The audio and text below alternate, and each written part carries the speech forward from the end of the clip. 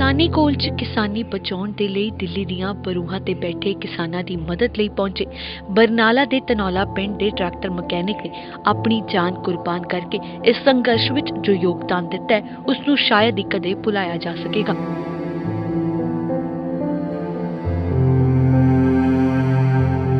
कि बॉडी की हालत थोड़ी जी इदा सी कि ਆਪਾਂ कह सकते हैं कि देखण ਦੇ ਵਿੱਚ ਵੀ इदा लगता ਸੀ ਵੀ यार ਇਹ ਕੀ देख लिया एंड थोड़ा ਜਿਹਾ फेस रिवील ਕੀਤਾ ਸੀਗਾ सिस्टर ਦੇ ਕਹਿਣ ਤੇ ਮੇਰੀ ਤੇ ਉਹ ਕਹਿ ਰਹੀ ਸੀ ਕਿ ਵੀ ਸਾਨੂੰ ਦਿਖਾ ਤਾਂ ਦਿਓ ਕਿ ਸਾਡੇ ਫਾਦਰ ਹੀ ਨੇ ਇਹ।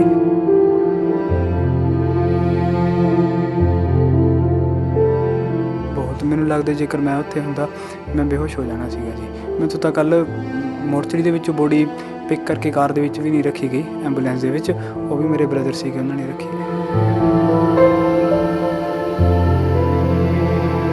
खुद किसान ना होके भी किसानां दे ट्रैक्टर ट्रालियां नूं मुफ्त रिपेयर करन दे लई पहुंचे इस वीर ने जो कीता है उसका कोई सानी नहीं है।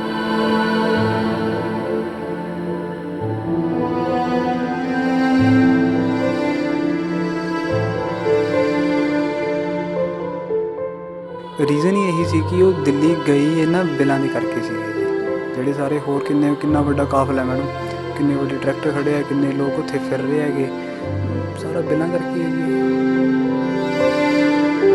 जनक राज किसान संघर्ष के दौरान इन्नी वड्डी कुर्बानी दे के ते अपने पिछे अपने परिवार नूं सदा दे लई रोंदा कुरलाउंदा छड़ के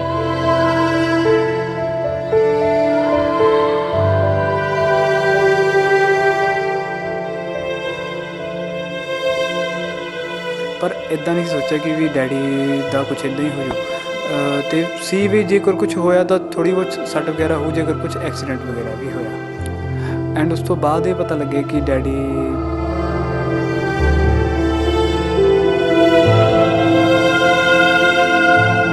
छोटी जी पेंसिल होंदी सी उन्हें गुम जाना एंड वो सारा दिन लभी जाना भी यार वो गई किधर पेंसिल। हुण जींदे जागदे डैडी सी उन्हां दा सहारा सी है ना, शाम नूं आंदे इकट्ठे बैठना जी जिद्दां भी सीगा साडा।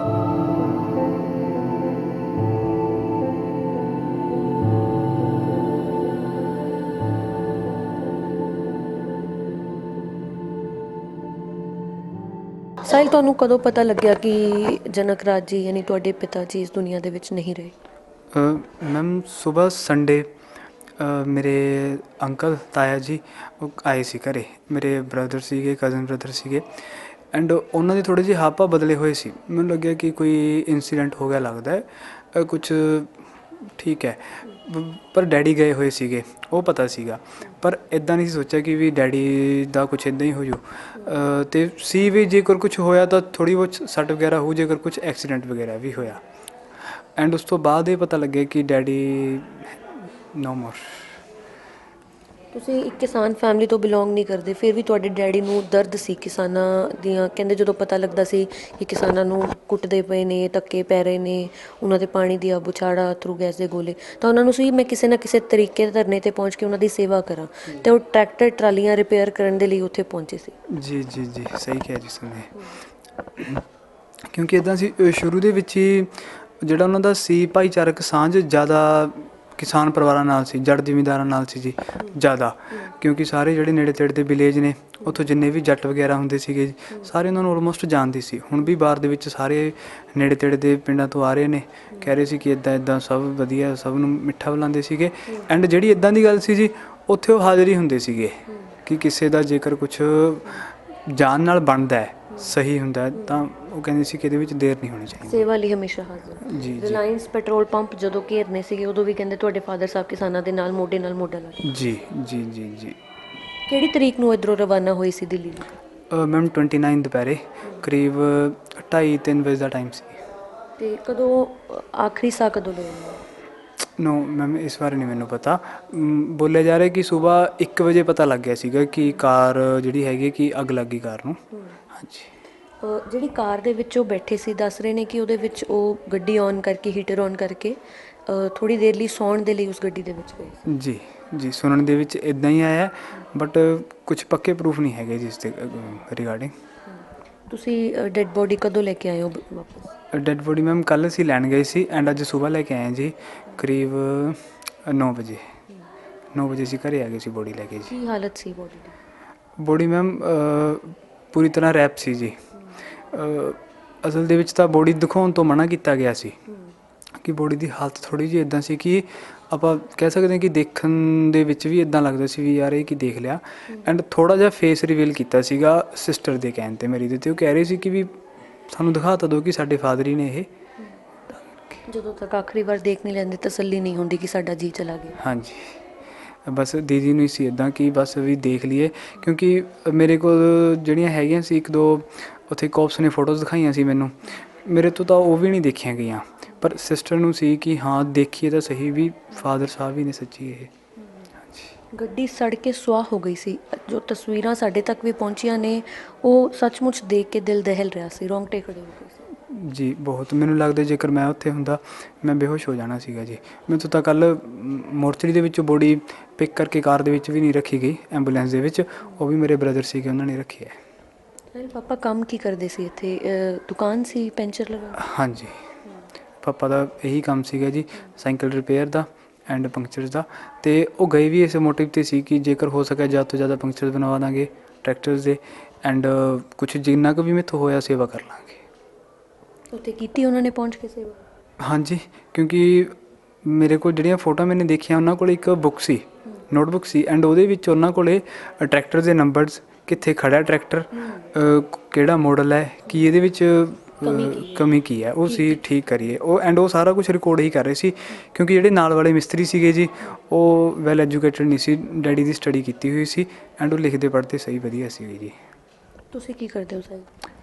ਮੈਂ ਜੀ ਪੜ੍ਹਦਾ ਵੀ ਹਾਂ ਜੀ, ਐਜ਼ ਵੈਲ ਐਜ਼ ਟੀਚਰ ਵੀ ਹਾਂ ਜੀ, ਨਾਲ ਬੱਚਿਆਂ ਨੂੰ ਪੜ੍ਹਾਉਣਾ, ਟਿਊਸ਼ਨ ਦਿੰਦਾ ਮੈਂ ਨਾਲ। ਸਾਹਿਲ, ਕਦੀ ਸੋਚਿਆ ਸੀ ਕਿ ਸੇਵਾ ਦੇ ਲਈ ਘਰੋਂ ਪਰਿਵਾਰ ਦਾ ਜੀ ਜਾ ਰਿਹਾ ਅਤੇ ਉਹ ਕਦੇ ਮੁੜ ਕੇ ਵੀ ਨਹੀਂ ਆਏਗਾ? ਕਦੇ ਵੀ ਨਹੀਂ ਮੈਡਮ, ਜਦੋਂ ਸੁਬਾਹ ਮੇਰੇ ਤਾਇਆ ਜੀ ਆਏ ਮੈਨੂੰ ਉਦੋਂ ਵੀ ਨਹੀਂ ਯਕੀਨ ਹੋਇਆ। ਜਿੱਦਾਂ ਮੈਂ ਤੁਹਾਨੂੰ ਪਹਿਲਾਂ ਦੱਸਿਆ ਹੈ ਕਿ ਐਕਸੀਡੈਂਟ ਹੋ ਗਿਆ ਹੋ, ਚਲੋ ਜ਼ਿਆਦਾ ਤੋਂ ਜ਼ਿਆਦਾ ਥੋੜ੍ਹੀ ਬਹੁਤ ਸੱਟ ਫੇਟ ਹੋਊਗੀ, ਠੀਕ ਹੈ ਜੀ। ਮੈਂ ਕਿਹਾ ਹੋ ਸਕਦਾ, ਬੜੀ ਦੂਰ ਦਾ ਸਫ਼ਰ ਹੈ ਜੀ, ਲਾਗੇ ਹੋਊਗਾ, ਪਰ ਇੱਦਾਂ ਦਾ ਨਹੀਂ ਕਦੇ ਵੀ ਸੋਚਿਆ ਸੀ। ਪਰਿਵਾਰ 'ਚ ਕਿੰਨੇ ਜੀ ਹੋ? ਡੈਡੀ ਦੇ ਨਾਲ ਜੀ ਅਸੀਂ 4 ਸੀ, ਉਸ ਤੋਂ ਬਾਅਦ ਥੋੜ੍ਹਾ ਟਾਈਮ ਪਹਿਲਾਂ ਸਿਸਟਰ ਦੀ ਮੈਰਿਜ ਹੋ ਗਈ, ਐਂਡ ਹੁਣ ਅਸੀਂ 2 ਹੀ ਹਾਂ ਜੀ, ਮੈਂ ਅਤੇ ਮੇਰੇ ਮਦਰ। ਪਰਿਵਾਰ ਨੂੰ ਇਹ ਐਕਸੈਪਟ ਕਰਨਾ ਪਰਿਵਾਰ ਦੇ ਲਈ ਕਿੰਨਾ ਔਖਾ, ਇਸ ਦਾ ਅਹਿਸਾਸ ਸਾਨੂੰ ਹੈ। ਇੱਕ ਪਾਸੇ ਦਿੱਲੀ ਦੇ ਵਿੱਚ ਜਿਹੜੇ ਕਿਸਾਨ ਸੱਟਾਂ ਖਾ ਰਹੇ ਨੇ, ਜਿਹੜੇ ਕਿਸਾਨ ਸੰਘਰਸ਼ ਕਰ ਰਹੇ ਨੇ, ਦੂਜੇ ਪਾਸੇ ਕਿਸਾਨ ਨਾ ਹੋਣ ਦੇ ਬਾਵਜੂਦ ਵੀ ਆਪਣਾ ਪੂਰਾ ਫਰਜ਼ ਸਮਾਜ ਦੇ ਲਈ ਅਦਾ ਕੀਤਾ ਉਸ ਵਿਅਕਤੀ ਨੇ, ਪਰ ਕਦੀ ਸੋਚਿਆ ਨਹੀਂ ਹੁੰਦਾ ਕਿਸੇ ਨੇ ਕਿ ਉਹ ਵਾਪਸ ਮੁੜ ਕੇ ਨਹੀਂ ਆਏਗਾ। ਜੀ, ਇਹ ਤਾਂ ਮੈਡਮ ਪਤਾ ਹੀ ਨਹੀਂ ਜੀ, ਜੇਕਰ ਫਿਊਚਰ ਦੀ ਪ੍ਰੈਡਿਕਸ਼ਨ ਹੋ ਜਾਏ ਜਾਂ ਕੁਛ ਆਪਾਂ ਨੂੰ ਦੇਖਣ ਲੱਗ ਜੇ, ਉਸ ਹਿਸਾਬ ਦਾ ਆਪਾਂ ਕੁਛ ਨਾ ਕੁਛ ਉਹਦੇ ਵਾਸਤੇ ਬਚਾਅ ਕਰ ਲਈਏ ਕਿ ਹਾਂ ਯਾਰ ਇੱਦਾਂ ਦਾ ਕੁਛ ਹੋਣਾ ਤਾਂ ਆਪਾਂ ਠੀਕ ਕਰ ਲਾਂਗੇ ਜੀ ਉਹਨੂੰ। ਮੇਬੀ ਮੈਨੂੰ ਪਤਾ ਹੁੰਦਾ ਮੈਂ ਕਹਿੰਦਾ ਨਹੀਂ ਡੈਡੀ ਜਾਣਾ ਨਹੀਂ, ਮੇਬੀ ਉਹਨਾਂ ਨੂੰ ਪਤਾ ਹੁੰਦਾ ਕਹਿੰਦੇ ਸੀ ਸੋਣਾ ਨਹੀਂ ਘਰ ਦੇ ਵਿੱਚ, ਮੇਬੀ ਮਿਸਤਰੀ ਨੂੰ ਪਤਾ ਹੁੰਦਾ ਘਰ ਦਾ ਹੀਟਰ ਨਾ ਆਨ ਕਰਦਾ। ਬਸ। ਅੰਤਿਮ ਸੰਸਕਾਰ ਅੱਜ ਕੀਤਾ? ਹਾਂਜੀ। ਕੋਈ ਮਾਲੀ ਸਹਾਇਤਾ ਸਰਕਾਰ ਵੱਲੋਂ? ਸਰਕਾਰ ਕਹਿ ਰਹੀ ਹੈ ਕਿ ਅਸੀਂ 1 ਮਿਲੀਅਨ ਇੰਡੀਅਨ ਰੁਪੀਜ਼ ਦੇ ਦਾਂਗੇ ਤੁਹਾਨੂੰ, ਐਂਡ ਉਹਦੇ ਵਿੱਚੋਂ ਹਾਫ ਦਾ ਅੱਜ ਚੈੱਕ ਦੇ ਕੇ ਗਏ ਆ ਜੀ ਉਹ। 5 ਲੱਖ ਦਾ ਚੈੱਕ? ਹਾਂਜੀ ਹਾਂਜੀ।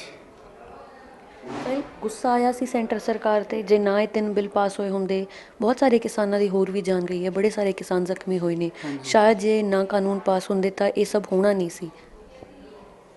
ਪਤਾ ਹੀ ਹੈ ਮੈਮ, ਉਹ ਤਾਂ ਰੀਜ਼ਨ ਹੀ ਇਹੀ ਸੀ ਕਿ ਉਹ ਦਿੱਲੀ ਗਈ ਇਹਨਾਂ ਬਿੱਲਾਂ ਦੇ ਕਰਕੇ ਸੀਗੇ ਜੀ। ਜਿਹੜੇ ਸਾਰੇ ਹੋਰ ਕਿੰਨਾ ਵੱਡਾ ਕਾਫਲਾ ਹੈ ਮੈਡਮ, ਕਿੰਨੇ ਵੱਡੇ ਟਰੈਕਟਰ ਖੜ੍ਹੇ ਆ, ਕਿੰਨੇ ਲੋਕ ਉੱਥੇ ਫਿਰ ਰਹੇ ਹੈਗੇ, ਸਾਰਾ ਬਿੱਲਾਂ ਕਰਕੇ ਹੈ ਜੀ ਇਹ। ਇੱਕ ਪਰਿਵਾਰ ਦਾ ਅਹਿਮ ਜੀ ਕਦੇ ਮੁੜ ਕੇ ਨਹੀਂ ਆਏਗਾ, ਹੈ ਨਾ, ਉਹ ਜੜ੍ਹਾਂ ਸੀਗੀਆਂ ਤੁਹਾਡੇ ਪਰਿਵਾਰ ਦੀਆਂ। ਇੱਕ ਪਰਿਵਾਰ ਦਾ ਅਹਿਮ ਜੀ ਸੇਵਾ ਦੇ ਲਈ ਜਾਂਦਾ ਪਰ ਕਦੇ ਮੁੜ ਕੇ ਨਹੀਂ ਆਉਂਦਾ। ਮੈਮ ਜਦੋਂ ਛੋਟੇ ਹੁੰਦੇ ਸੀ, ਛੋਟੀ ਜਿਹੀ ਪੈਨਸਲ ਹੁੰਦੀ ਸੀ, ਉਹਨੇ ਗੁੰਮ ਜਾਣਾ, ਐਂਡ ਉਹ ਸਾਰਾ ਦਿਨ ਲੱਭੀ ਜਾਣਾ ਵੀ ਯਾਰ ਉਹ ਗਈ ਕਿੱਧਰ ਪੈਨਸਲ। ਹੁਣ ਜੀਂਦੇ ਜਾਗਦੇ ਡੈਡੀ ਸੀ, ਉਹਨਾਂ ਦਾ ਸਹਾਰਾ ਸੀ, ਹੈ ਨਾ। ਸ਼ਾਮ ਨੂੰ ਆਉਂਦੇ, ਇਕੱਠੇ ਬੈਠਣਾ ਜੀ, ਜਿੱਦਾਂ ਵੀ ਸੀਗਾ ਸਾਡਾ। ਫੀਲ ਤਾਂ ਬਹੁਤ ਹੋਊਗਾ, ਅਜੇ ਤਾਂ ਇੱਦਾਂ ਕਿ ਰਿਸ਼ਤੇਦਾਰ ਚਲੋ ਘਰ ਆਇਆ, ਬਿਜ਼ੀ ਹਾਂ, ਕੋਈ ਕੰਮ ਕਾਰ ਦੇ ਵਿੱਚ ਬਿਜ਼ੀ ਹਾਂ, ਕੱਲ੍ਹ ਜਾਣਾ ਸੀ, ਕੱਲ੍ਹ ਬਿਜ਼ੀ ਲੰਘ ਗਿਆ ਸਾਰਾ ਦਿਨ, ਅੱਜ ਬਿਜ਼ੀ ਹਾਂ ਸ਼ਾਮ ਤੱਕ। ਘਰ ਸਿਸਟਰ ਵੀ ਹਜੇ ਹੈਗੇ, ਪਰ ਜਦੋਂ ਤੱਕ ਮੈਨੂੰ ਲੱਗਦਾ ਕਿ ਸਾਡਾ ਜਿਹੜਾ ਭੋਗ ਦਾ ਕੰਮ ਹੈ, ਜਿੰਨਾ ਟਾਈਮ ਉਹ ਨਹੀਂ ਹੋ ਜਾਂਦਾ ਉਨਾ ਟਾਈਮ ਤਾਂ ਫਿਲਹਾਲ ਹਜੇ ਲੱਗੂਗਾ ਕਿ ਥੋੜ੍ਹਾ, ਬਟ ਉਸ ਤੋਂ ਬਾਅਦ ਮੈਨੂੰ ਲੱਗਦਾ ਕਿ ਮੰਨਣਾ ਵੀ ਮੁਸ਼ਕਿਲ ਹੋਊਗਾ ਜੀ ਉਦੋਂ ਤਾਂ ਮੈਨੂੰ। ਤੁਹਾਡੀ ਮਾਤਾ ਜੀ ਦੀ, ਤੁਹਾਡੀ ਸਿਸਟਰ ਦੀ ਕੀ ਹਾਲਤ ਹੈ ਇਸ ਵੇਲੇ, ਠੀਕ ਨੇ? ਬਸ ਮੈਮ ਸਮਝ ਸਕਦੇ ਹਾਂ ਜੀ ਆਪਾਂ, ਜਿੱਦਾਂ ਤੁਹਾਨੂੰ ਦੱਸਿਆ ਕਿ ਇੱਕ ਸਿਸਟਰ ਦੀ ਹਾਲਤ ਥੋੜ੍ਹੀ ਜ਼ਿਆਦਾ ਖ਼ਰਾਬ ਹੈ ਜੀ, ਕਿਉਂਕਿ ਸਿਸਟਰ ਦਾ ਲਗਾਅ ਡੈਡੀ ਨਾਲ ਬਹੁਤ ਜ਼ਿਆਦਾ ਸੀ। ਉਹਨਾਂ ਨੇ ਹਰ ਰੋਜ਼ ਕਰੀਬ 7 7:30 ਮੈਨੂੰ ਫ਼ੋਨ ਕਰਨਾ ਕਿ ਪਾਪਾ ਘਰੇ ਆ ਗਏ। ਐਂਡ ਅੱਜ ਵੀ ਉਹਨਾਂ ਦਾ ਇਹੀ ਸੀ ਕਿ ਵੀ ਹੁਣ ਜੇ ਮੈਂ ਫ਼ੋਨ ਕਰਨਾ ਹੋਇਆ ਕਰੂ ਤਾਂ ਮੈਂ 7 ਵਜੇ ਕੀ ਕਾਰਨ ਤੋਂ ਫ਼ੋਨ ਕਰਿਆ ਕਰੂੰ। ਸਾਹਿਲ, ਤੁਹਾਡੇ ਬਾਰੇ ਪਤਾ ਲੱਗਿਆ ਕਿ ਬੜੇ ਹੀ ਬ੍ਰਾਈਟ ਸਟੂਡੈਂਟ ਹੋ ਤੁਸੀਂ, ਬੜੇ ਹੀ ਹੋਣਹਾਰ ਟੀਚਰ ਹੋ, ਤਾਂ ਇੱਕ ਹਿੰਮਤ ਦੇ ਨਾਲ ਜ਼ਰੂਰ ਜ਼ਿੰਦਗੀ ਨੂੰ ਅੱਗੇ ਲੈ ਕੇ ਜਾਈਓ, ਆਪਣੇ ਪਰਿਵਾਰ ਨੂੰ ਸਾਂਭਿਓ। ਹਾਂਜੀ, ਕਿਉਂਕਿ ਉਸ ਟਾਈਮ ਤਾਂ ਮੈਨੂੰ, ਜਿਸ ਰਾਤ ਦੀ ਇਹ ਗੱਲ ਹੈ, ਮੈਂ ਕਰੀਬ 12:30 1 ਵਜੇ ਦਾ ਟਾਈਮ ਸੀ ਜਦੋਂ ਮੈਂ ਪੜ੍ਹ ਕੇ ਪਿਆ, ਕਿਉਂਕਿ ਮੇਰਾ GPS ਸਟੇਟ ਕਲੀਅਰ ਹੈ ਐਂਡ 29 ਦਸੰਬਰ ਦਾ ਮੇਰਾ ਮਾਸਟਰ ਕੈਡਰ ਦਾ ਐਗਜ਼ਾਮ ਹੈ। ਮੈਂ ਉਹਦੇ ਵਾਸਤੇ ਪ੍ਰੈਪਰੇਸ਼ਨ ਕਰ ਰਿਹਾ ਸੀ। ਮੇਰਾ ਆਲਮੋਸਟ 65% ਸਿਲੇਬਸ ਉਹਦਾ ਕੰਪਲੀਟ ਸੀਗਾ ਜੀ। ਥੋੜ੍ਹਾ ਰਹਿ ਗਿਆ ਸੀ, ਸ਼ਡਿਊਲ ਬਣਿਆ ਹੋਇਆ ਸੀ ਕਿ ਇੰਨੇ ਦਿਨਾਂ ਦੇ ਵਿੱਚ ਇਹ ਕੰਪਲੀਟ ਕਰਕੇ ਮੈਂ ਇਹਦੀ ਰਿਵੀਜ਼ਨ ਕਰ ਦੂੰਗਾ 10 ਤੋਂ 12 ਦਿਨਾਂ ਦੇ ਵਿੱਚ, ਐਂਡ ਸ਼ਿਓਰਟੀ ਨਾਲ ਜੀ ਉਹ ਪੇਪਰ ਕਲੀਅਰ ਸੀ ਮੇਰਾ, ਅਤੇ ਉਸ ਤੋਂ ਬਾਅਦ ਜੋਬ ਲੱਗ ਜਾਂਦੀ। ਬਟ ਸੀ ਕਿ ਮੈਨੂੰ ਯਾਰ, ਮੈਂ ਸ਼ਾਇਦ 12:30 ਵਜੇ ਫ਼ੋਨ ਹੀ ਕਰ ਲੈਂਦਾ ਉਹ ਵੀਰੇ ਨੂੰ ਕਿ ਯਾਰ ਪਾਪਾ ਉਰੇ ਪਹੁੰਚ ਕੇ ਗੱਲ ਹੀ ਕਰਵਾ ਦਿਓ, ਸ਼ਾਇਦ ਕੁਝ ਬਣ ਜਾਂਦਾ, ਆਖਰੀ ਵਾਰ ਗੱਲ ਹੋ ਜਾਂਦੀ। ਜਾਂ ਕੋਈ ਬੰਦਾ ਸਲਾਹ ਹੀ ਦੇ ਦਿੰਦਾ ਕਿ ਗੱਡੀ 'ਚ ਨਾ ਸੋਇਓ, ਜਾਂ ਪਿਤਾ ਜੀ ਕਹਿ ਦਿੰਦੇ ਮੈਂ ਸੌਣ ਜਾ ਰਿਹਾ ਗੱਡੀ ਦੇ ਵਿੱਚ। ਸਲਾਹ ਦੇ ਦਿੰਦੇ ਜੀ, ਕਿਉਂਕਿ ਆਪਾਂ ਨੂੰ ਟ੍ਰਿਕਸ ਦਾ ਪਤਾ ਕਿ ਜੇਕਰ ਕਾਰ ਦੇ ਵਿੱਚ ਅੱਗ ਲੱਗਦੀ ਹੈ, ਐਂਡ ਦੇ ਲੋਕ ਆਟੋਮੈਟਿਕਸ ਹੁੰਦੇ ਆ, ਉਹ ਨਹੀਂ ਖੁੱਲ੍ਹਦੇ, ਅਤੇ ਕੁਛ ਆਪਣੇ ਕੋਲ ਇੱਦਾਂ ਦਾ ਸਿਸਟਮ ਨਹੀਂ ਹੁੰਦਾ ਕਿ ਆਪਾਂ ਗਲਾਸ ਵੀ ਬ੍ਰੇਕ ਕਰ ਲਈਏ। ਐਂਡ ਮੈਂ ਕੁਛ ਇੱਦਾਂ ਦੀ ਸਲਾਹ ਹੀ ਦੇ ਦਿੰਦਾ ਵੀ ਜਾਂ ਤਾਂ ਤੁਸੀਂ ਗੱਡੀ ਲੋਕ ਹੀ ਨਾ ਕਰਿਓ, ਕੋਈ ਟਾਕੀ ਥੋੜ੍ਹੀ ਜਿਹੀ ਖੁੱਲ੍ਹੀ ਰੱਖ ਲਿਓ, ਠੀਕ ਹੈ, ਜਾਂ ਕੁਝ ਜੇ ਉਹਨੇ ਲੋਕ ਕਰਨੀ ਹੈ ਥੋੜ੍ਹੀ ਕੋਈ ਵਿੰਡੋ ਖੁੱਲ੍ਹੀ ਰੱਖ ਲਿਓ, ਅਦਰਵਾਈਜ਼ ਕੁਛ ਨਾ ਕੁਛ ਲੈ ਕੇ ਬੈਠੋ ਇੱਦਾਂ ਦਾ ਜਿਹਦੇ ਨਾਲ ਤੁਸੀਂ ਗਲਾਸ ਭੰਨ ਸਕੋ, ਇੱਦਾਂ ਦਾ ਸੀਗਾ। ਪਰ ਦਿੱਲੀ ਜਾਣ ਤੋਂ ਪਹਿਲਾਂ ਆਖਰੀ ਵਾਰ ਕੀ ਕਿਹਾ ਸੀ ਪਿਤਾ ਜੀ ਨੇ, ਕੀ ਗੱਲ ਹੋਈ ਸੀ ਤੁਹਾਡੀ? ਬਸ ਮੈਂ ਉਸ ਸੇਮ ਡੇਜ਼ ਦੀ ਤਰ੍ਹਾਂ ਉਸ ਦਿਨ ਵੀ ਪੜ੍ਹਾ ਰਿਹਾ ਸੀਗਾ, ਆਵਾਜ਼ ਲਗਾਈ ਕਿ ਯਾਰ ਕੱਪੜੇ ਦੇ ਦਿਓ, ਕਿਉਂਕਿ ਉਹ ਕਾਫੀ ਦਿਨਾਂ ਤੋਂ ਕਹਿ ਰਹੇ ਸੀ। ਮੈਨੂੰ ਲੱਗ ਗਿਆ ਪਤਾ, ਮੈਂ ਕਿਹਾ ਵੀ ਇਹ ਜਾ ਰਿਹਾ, ਕਿਉਂਕਿ ਫੇਸਬੁੱਕ 'ਤੇ ਉੱਤੇ ਪੋਸਟ ਸ਼ੇਅਰ ਹੋ ਰਹੀ ਸੀ ਕਿ ਜੋ ਮਿਸਤਰੀ ਆ ਉਹ ਜਾ ਰਿਹਾ ਐਂਡ ਉਹ ਫ੍ਰੀ ਸੇਵਾ ਵਾਸਤੇ ਜਾ ਰਿਹਾ, ਅਤੇ ਉਸ ਤੋਂ ਮੈਨੂੰ ਨਾਲ ਦੀ ਨਾਲ ਪਤਾ ਲੱਗ ਗਿਆ ਕਿ ਹਾਂ ਬਸ ਇਹ ਉਸੇ ਮਿਸਤਰੀ ਨਹੀਂ ਪਾਓਗੇ ਆਪਣੇ ਆਪ। ਹਾਂ, ਮੈਂ ਕਿਹਾ ਜੀ ਉਹ ਉਸ ਮਿਸਤਰੀ ਨਾਲ ਇਹਨਾਂ ਨੇ ਜਾਣਾ ਹੀ ਜਾਣਾ ਹੈ, ਕਿਉਂਕਿ ਉਸ ਨਾਲ ਪਹਿਲਾਂ ਵੀ ਕਦੇ ਚਲੇ ਜਾਣਾ, ਉਹਨਾਂ ਦੇ ਰਿਸ਼ਤੇਦਾਰੀ ਦੇ ਵਿੱਚ ਚਲੇ ਜਾਣਾ। ਐਂਡ ਆਇਆ, ਉਹਨਾਂ ਨੂੰ ਕੱਪੜੇ ਦਿੱਤੇ ਆ ਵਧੀਆ ਕਿ ਜਾਓ ਤੁਹਾਡਾ ਹੈਗਾ, ਕਿਉਂਕਿ ਤੁਸੀਂ ਪਹਿਲਾਂ ਵੀ ਜਾਂਦੇ ਹੋ। ਰੋਕਿਆ ਹੈ ਨਹੀਂ ਪਹਿਲਾਂ ਵੀ, ਜੇ ਪਰ ਕਦੇ ਰੋਕਿਆ ਤਾਂ ਰੁਕੇ ਵੀ ਹੈ ਨਹੀਂ ਗੇ, ਕਿ ਕਹਿੰਦੇ ਸੀ ਵੀ ਬਸ ਜਾਵਾਂਗੇ ਆਵਾਂਗੇ, ਬਸ ਇੱਦਾਂ। ਇਸ 'ਚ ਵੀ ਇੱਦਾਂ ਹੀ ਸੀਗਾ ਕਿ ਹਾਂ ਬਸ ਜਾਣਗੇ, 2 ਦਿਨ ਬਾਅਦ 3 ਦਿਨ ਬਾਅਦ 4 ਦਿਨ ਬਾਅਦ ਆ ਜਾਣਗੇ। ਇੱਕ ਛੋਟਾ ਬੱਚਾ ਸਾਡੇ, ਮੇਰੀ ਸਿਸਟਰ ਦਾ ਬੇਟਾ, ਐਂਡ ਉਹਨੂੰ ਕਹਿ ਕੇ ਗਏ ਕਿ ਚਲੋ ਦਿੱਲੀ ਚੱਲੀਏ ਨਾਨੂ ਨਾਲ, ਐਂਡ ਜੇਕਰ ਉਸ ਤੋਂ ਅਸੀਂ ਅੱਜ ਵੀ ਪੁੱਛਦੇ ਕਿ ਨਾਨੂ ਕਿੱਥੇ, ਉਹ ਕਹਿਣਗੇ ਦਿੱਲੀ। ਬਸ ਉਹ ਛੋਟਾ ਬੱਚਾ ਹੈ, 2 ਸਾਲ ਦਾ ਬੱਚਾ, ਪਤਾ ਸੀ ਦਿੱਲੀ ਖਾ ਜਾਏਗੀ ਨਾਨੂ ਨੂੰ। ਬਸ ਜੀ, ਦਿੱਲੀ ਸੱਚੀ ਦੂਰ ਹੈ ਜੀ ਦਿੱਲੀ। ਬਾਪੂ, ਇਹ ਤਾਂ ਇੱਕ ਤਰ੍ਹਾਂ ਦੀ ਸ਼ਹੀਦੀ ਹੋ ਗਈ ਦੇਸ਼ ਦੀ ਸੇਵਾ ਦੇ ਲਈ, ਦੇਸ਼ ਦੇ ਕਿਸਾਨਾਂ ਦੇ ਸੇਵਾ ਦੇ ਲਈ। ਜਨਕ ਰਾਜ ਜੀ ਘਰੋਂ ਨਿਕਲੇ ਤੇ ਮੁੜ ਕੇ ਨਹੀਂ। ਹਾਂਜੀ, ਜਨਕ ਰਾਜ ਜੀ ਨੇ ਇੱਕ ਮਿਸਾਲ ਪੈਦਾ ਕਰ ਦਿੱਤੀ ਕਿ ਜਦੋਂ ਆਪਣੇ ਸਾਹਿਬਜ਼ਾਦਿਆਂ ਦੀ ਸ਼ਹੀਦੀ ਹੋਈ ਹੈ, ਉਦੋਂ ਔਰੰਗਜ਼ੇਬ ਨੇ ਟੋਡਰ ਮੱਲ ਤੋਂ ਇਹ ਕਿਹਾ ਸੀਗਾ ਵੀ ਇਹਨਾਂ ਦੀ ਸ਼ਹਾਦਤ ਦੀ ਜਿਹੜੀ ਰਾਸ਼ੀ ਹੈ ਪੂਰੀ ਕੀਮਤ ਦਿੱਤੀ ਜਾਵੇ। ਉਹਨਾਂ ਨੇ ਜਿਹੜੀ ਨੁਕਰਾਂ ਪਰ ਨੇ ਜਿਹੜੀ ਮਾਇਆ ਸੀ ਉਹ ਖੜੀ ਕਰਕੇ ਦਿੱਤੀ। ਉਸ ਪਰਿਵਾਰ ਦੇ ਵਿੱਚੋਂ, ਅਗਰਵਾਲ ਦੇ ਪਰਿਵਾਰ ਵਿੱਚੋਂ ਸਾਥੀ ਜਨਕ ਰਾਜ ਜੀ ਕਿਸਾਨ ਘੋਲ ਦੇ ਵਿੱਚ ਜੋ ਦਿੱਲੀ ਸੰਘਰਸ਼ ਚੱਲ ਰਿਹਾ ਹੈ, ਜਿਹੜੀ ਕਿਸਾਨੀ ਨੇ ਕੇਂਦਰ ਸਰਕਾਰ ਜੋ ਹਿਟਲਰ ਦੀ ਸਰਕਾਰ ਹੈ ਉਹਦੇ ਨੱਕ 'ਚ ਦਮ ਲਿਆਂਦਾ ਹੋਇਆ। ਸਾਥੀ ਉੱਥੇ ਸੇਵਾ ਕਰਨ ਗਿਆ ਸੀਗਾ, ਇਹਦੇ ਮਨ ਦੀ ਭਾਵਨਾ ਸੀ, ਇਹਨੇ ਵੇਖਿਆ ਵੀ ਇਹ ਇਕੱਲੀ ਕਿਸਾਨੀ ਦਾ ਘੋਲ ਨਹੀਂ ਹੈਗਾ, ਇਹ ਕੁੱਲ ਵਰਗ ਦਾ ਘੋਲ ਹੈ। ਉਹ ਧਨੌਲੇ ਦਾ ਪੂਰਾ ਨਾਮ ਰੋਸ਼ਨ ਕਰ ਗਿਆ, ਆਪਦੇ ਪਰਿਵਾਰ ਦਾ ਨਾਮ ਰੋਸ਼ਨ ਕਰ ਗਿਆ, ਅਗਰਵਾਲ ਜਿਹੜੀ ਬਰਾਦਰੀ ਆ ਉਹਦਾ ਨਾਮ ਰੋਸ਼ਨ ਕਰ ਗਿਆ। ਉਹ ਸ਼ਹਾਦਤ ਦੇ ਕੇ ਪੂਰੇ ਹਿੰਦੁਸਤਾਨ ਨੂੰ ਇਹ ਦੱਸ ਗਿਆ ਕਿ ਹਰ ਇੱਕ ਵਰਗ ਨੂੰ ਉਹਦੇ ਵਿੱਚ ਕਿਸਾਨੀ ਘੋਲ 'ਚ ਆਪਦਾ ਬਣਦਾ ਹਿੱਸਾ ਪਾਉਣਾ ਚਾਹੀਦਾ। ਤੁਸੀਂ ਲੈ ਕੇ ਗਏ ਸੀ ਜਨਕ ਰਾਜ ਜੀ ਨੂੰ ਦਿੱਲੀ ਆਪਣੇ ਨਾਲ? ਹਾਂ ਜੀ, ਮੇਰੇ ਨਾਲ ਗਿਆ ਸੀਗਾ, ਮੇਰਾ ਦੋਸਤ ਵੀ ਹੈ ਅਤੇ ਉਹ ਵੱਡਾ ਭਰਾ ਵੀ ਹੈ ਜੀ, ਮੇਰੇ ਨਾਲ ਹੀ ਗਏ ਸੀਗੇ। ਸੇਵਾ ਭਾਵ ਲੈ ਕੇ? ਹਾਂ ਜੀ, ਸੇਵਾ ਖਾਤਰ ਹੀ ਗਏ ਸੀ, ਕੋਈ ਪੈਸੇ ਦੇ ਲਾਲਚ 'ਚ ਤਾਂ ਗਏ ਨਹੀਂ, ਨਾ ਹੀ ਇਹ ਪੈਸੇ ਦੇ ਲਾਲਚ ਹੀ ਹੈਗੇ ਸੀ, ਨਾ ਹੀ ਇਹਨਾਂ ਨੇ ਅੱਜ ਤੱਕ ਲਾਲਚ ਕੀਤਾ ਹੈਗਾ। 55 ਕਿਵੇਂ ਹੋ ਗਈ ਉਹਨਾਂ ਦੀ ਮੌਤ? ਉੱਥੇ ਅਸੀਂ 11 ਕੁ ਵਜੇ ਗਏ ਹਾਂ ਜੀ ਦਿੱਲੀ ਟਿਕਰੀ ਬਾਰਡਰ 'ਤੇ, ਅਤੇ ਉੱਥੇ ਜਾ ਕੇ ਅਸੀਂ ਉਹਨਾਂ ਨਾਲ ਰਾਬਤਾ ਕਾਇਮ ਕੀਤਾ ਜਿਨ੍ਹਾਂ ਦਾ ਟਰੈਕਟਰ ਸਮਾਰ ਨਹੀਂ 5911 ਟਰੈਕਟਰ ਸੀਗਾ, ਕਰਾਉਣ ਪਿੰਨੀਅਨ 'ਚ ਨੁਕਸ ਸੀਗਾ। ਅਤੇ ਉਹਨਾਂ ਨੂੰ ਪੁੱਛਿਆ ਜਾ ਕੇ ਤੁਸੀਂ ਕਿੱਥੇ ਹੋਗੇ, ਅਤੇ ਉਹ ਕਹਿੰਦੇ ਵੀ ਅਸੀਂ ਐਂ ਕਰਕੇ ਇੱਥੇ ਫਿਰਦੇ ਆਂਗੇ HP ਪੰਪ ਕੋਲੇ। ਚਲੋ ਅਸੀਂ ਉੱਥੇ ਬਾਗੇ ਲੱਭ ਲਏ, ਅਤੇ ਉਸ ਤੋਂ ਬਾਅਦ ਅਸੀਂ ਟਰੈਕਟਰ ਦੀ ਟਰਾਈ ਲੈ ਕੇ ਖੋਲ੍ਹਣਾ ਸ਼ੁਰੂ ਕਰ ਲਿਆ। 12 ਕੁ ਵੱਜ ਕੇ ਘੰਟਾ ਕੁ ਹੋਇਆ ਸੀ ਖੋਲ੍ਹਦਿਆਂ ਨੂੰ, 1.25 ਘੰਟਾ ਹੋ ਗਿਆ ਹੋਊਗਾ। ਅਤੇ ਇਹਨੂੰ ਸਾਰੇ ਜਣੇ ਕਹਿਣ ਲੱਗ ਗਏ ਵੀ ਤੁਹਾਡੀ ਉਮਰ 50-55 ਸਾਲ ਦੇ ਲਵੇ, 50 ਸਾਲ ਦੇ, ਵੀ ਤੁਸੀਂ ਜਾ ਕੇ ਠੰਡ ਦਾ ਟਾਈਮ ਆ ਰੈਸਟ ਕਰ ਲਓ, ਪੈ ਜਾਓ। ਤੇ ਮੈਨੂੰ ਕਹਿੰਦਾ ਕਿਵੇਂ ਕਰਾਂ ਵੀਰ, ਮੈਂ ਕਿਹਾ ਪੈ ਜਾਓ ਜੀ, ਵੀ ਤੁਸੀਂ ਦਿਨੇ ਵੀ ਫੋਨ ਫਾਨ ਅਟੈਂਡ ਕਰਨੇ ਹੁੰਦੇ ਸੀਗੇ, ਲਿਖਤ ਪੜ੍ਹਤੀ ਵੀ ਉਹਦੇ ਹੱਥ 'ਚ ਸੀ ਸਾਰੀ ਜ਼ਿੰਮੇਵਾਰੀ, ਨਾਲ ਨਟ ਬੋਲਟ ਵੀ ਖੜਾਉਂਦਾ ਟਰੈਕਟਰ ਸੀ। ਖਰਾਬ ਹੁੰਦਾ ਸੀ ਉਹ ਫੋਨ ਕਰ ਦਿੰਦਾ। ਉਹ ਹੁਣ ਤਾਂ ਕਾਫੀ ਆਇਆ ਟਾਈਮ ਹੋਇਆ, ਮੈਨੂੰ ਲੱਗਦਾ ਆ ਗਿਆ ਹੋਊਗਾ 250-300 ਫੋਨ ਆ ਗਿਆ ਹੋਊਗਾ। ਤੇ ਇਸ ਤਰ੍ਹਾਂ ਹੀ ਜਦੋਂ 12 ਵਜੇ ਜਾ ਉਹਨੂੰ ਗੱਡੀ 'ਚ ਜਾ ਕੇ ਪੈ ਗਏ ਜੀ, ਤੇ ਗੱਡੀ 'ਚ ਪੈ ਗਏ 1 ਵਜੇ ਉੱਧਰ ਰੌਲਾ ਜਿਹਾ ਪੈਣ ਲੱਗ ਗਿਆ। ਅਸੀਂ ਨੇ ਦੇਖਿਆ ਜਾ ਕੇ, ਨਾਲ ਦੇ ਸਾਥੀ ਨੇ, ਉਹ ਆ ਕੇ ਮੈਨੂੰ ਕਹਿੰਦਾ ਵੀਰ ਵੀ ਆਪਣੀ ਗੱਡੀ ਨੂੰ ਅੱਗ ਲੱਗ ਗਈ। ਜਦੋਂ ਮੈਂ ਗਿਆ ਭੱਜਿਆ ਜਾਂਦਾ ਜਾਂਦਾ, ਮੈਨੂੰ ਪਤਾ ਸੀ ਵੀਰ ਵੀ ਗੱਡੀ 'ਚ ਪੈ ਗਿਆ। ਜਾ ਕੇ ਮੈਂ ਜਾਣ ਸਾਰ ਰੌਲਾ ਪਾਇਆ, ਮੈਂ ਕਿਹਾ ਵੀ ਮੇਰਾ ਇਹਦੇ ਵਿੱਚ ਭਰਾ ਹੈਗਾ, ਮੇਰਾ ਇਹਦੇ ਵਿੱਚ ਭਰਾ ਹੈਗਾ। ਤੇ ਉਹ ਪਹਿਲਾਂ ਤਾਂ ਲੋਕਾਂ ਨੇ ਵਿਸ਼ਵਾਸ ਨਹੀਂ ਕਰਿਆ ਗਾ। ਜਦੋਂ ਮੈਂ ਫਿਰ ਕਿਸੇ ਨੂੰ ਪੈਰੀ ਹੱਥ ਲਾ ਕੇ ਕਿਸੇ ਦੇ ਕੁਛ ਕਰ ਵੀ ਗੱਡੀ ਭੰਨ ਦਿਓ, ਗੱਡੀ ਨੂੰ ਭੰਨ ਦਿਓ, ਫਿਰ ਲੋਕਾਂ ਨੇ ਜਦੋਂ ਗੱਡੀ ਭੰਨ ਕੇ ਫਿਰ 1 ਲੱਖ ਅੱਗ ਬਾਹਰ ਆਈ, ਫਿਰ ਅੱਗ ਬੁਝਾਈ, ਅੱਗ 'ਤੇ ਕੰਟਰੋਲ ਕਰਿਆ। ਜਿਹਨੂੰ ਅੱਗ 'ਤੇ ਕੰਟਰੋਲ ਕਰਿਆ ਉਦੋਂ ਨੂੰ ਮੇਰਾ ਭਰਾ ਸ਼ਹੀਦੀਆਂ ਪ੍ਰਾਪਤ ਕਰ ਗਿਆ। ਅੱਗ ਵਿੱਚੋਂ ਹੀ ਤਾਰਾਂ ਨੂੰ ਕਹਿੰਦੇ ਵੀ ਛਾਂਟ ਛੂੰਟ ਕਰ ਗਿਆ ਕੋਈ ਜੀ। ਉੱਥੋਂ ਅਸੀਂ ਜਾਣਕਾਰੀ ਲਈ ਥੋੜ੍ਹੀ ਜਿਹੀ, ਜਿਹੜੇ ਗੱਡੀ ਚੱਕਣ ਆਏ ਸੀ ਜਾਂ ਪੁਲਿਸ ਮੁਲਾਜ਼ਮਾਂ ਤੋਂ ਕਹੇ ਵੀ ਜਾਣ ਕਰਕੇ ਮੈਂ ਥੋੜ੍ਹੀ ਦੱਸੋ ਸਾਨੂੰ ਵੀ ਕੀ ਕਾਰਨ ਹੋਇਆ ਗੱਡੀ ਅੱਗ ਲੱਗਣ ਦਾ। ਉਹ ਕਹਿੰਦੇ ਵੀ ਤਾਰਾਂ ਹੀ ਸ਼ਾਰਟ ਹੋਈਆਂ ਨੇ, ਵੀ ਮਕੈਨਿਕ ਬੁਲਾ ਕੇ ਪੁੱਛਿਆ ਸੀਗਾ ਵੀ ਜਾਂ ਹੋਰ ਕੋਈ ਕਾਰਨ ਨਹੀਂ ਲੱਭਿਆ, ਵੀ ਤਾਰਾਂ ਹੀ ਸ਼ਾਰਟ ਹੋਣ ਦੇ ਨਾਲ ਇਹ ਜਨਕਰਾਜ ਜੀ ਸਾਡੇ ਸ਼ਹੀਦੀ ਪਾ ਗਏ। ਇਹਨਾਂ ਦੇ ਵਿੱਚ ਸੇਵਾ ਭਾਵਨਾ ਦਾ ਜਨੂੰਨ ਸੀਗਾ, ਕਿਸਾਨਾਂ ਦੇ ਨਾਲ ਇਹ ਪਹਿਲੇ ਦਿਨ ਤੋਂ ਹੀ ਤੁਰਦੇ ਨੇਗੇ, ਕਿਸਾਨਾਂ ਨਾਲ ਹੀ ਇਹਨਾਂ ਦਾ ਬਚਪਨ ਤੋਂ ਹੁਣ ਤੱਕ ਪਿਆਰ ਸੀਗਾ ਜੀ। ਜਨਕ ਰਾਜ ਦਿੱਲੀ ਗਿਆ ਸੀ ਕਿਸਾਨਾਂ ਦੇ ਸੰਘਰਸ਼ ਦੇ ਵਿੱਚ ਸ਼ਾਮਲ ਹੋਣ ਦੇ ਲਈ, ਕਿਸਾਨਾਂ ਦੇ ਧਰਨੇ ਦੇ ਵਿੱਚ ਸ਼ਾਮਲ ਹੋਣ ਦੇ ਲਈ, ਇੱਕ ਸੇਵਾ ਭਾਵਨਾ ਲੈ ਕੇ। ਉੱਥੇ ਜਿੰਨੇ ਵੀ ਟਰੈਕਟਰ ਟਰਾਲੇ ਗਏ ਨੇ, ਜਿਹੜੇ ਖਰਾਬ ਹੋ ਗਏ ਨੇ ਜਾਂ ਜਿਹੜੇ ਪੈਂਚਰ ਹੋ ਗਏ ਨੇ, ਉਹਨਾਂ ਟਰੈਕਟਰ ਟਰਾਲਿਆਂ ਨੂੰ ਠੀਕ ਕਰਨ ਦੀ ਸੇਵਾ ਦੇ ਭਾਵ ਦੇ ਨਾਲ ਉਹ ਦਿੱਲੀ ਗਿਆ ਸੀ। ਪਰ ਉੱਥੋਂ ਵਾਪਸ ਜਨਕ ਰਾਜ ਦੀ ਸੜੀ ਹੋਈ ਲਾਸ਼ ਆਈ ਹੈ। ਇਸ ਤੋਂ ਮੰਦਭਾਗੀ ਗੱਲ ਕੀ ਹੋ ਸਕਦੀ ਹੈ ਕਿ ਸਾਨੂੰ ਕੇਂਦਰ ਦੇ ਨਾਲ ਜਾਂ ਸਾਨੂੰ ਕੇਂਦਰ ਨੂੰ ਇਹਨਾਂ 3 ਬਿੱਲਾਂ ਨੂੰ ਵਾਪਸ ਲੈਣ ਦੇ ਲਈ ਆਪਣੀਆਂ ਜ਼ਿੰਦਗੀਆਂ ਕੁਰਬਾਨ ਕਰਨੀਆਂ ਪੈ ਰਹੀਆਂ।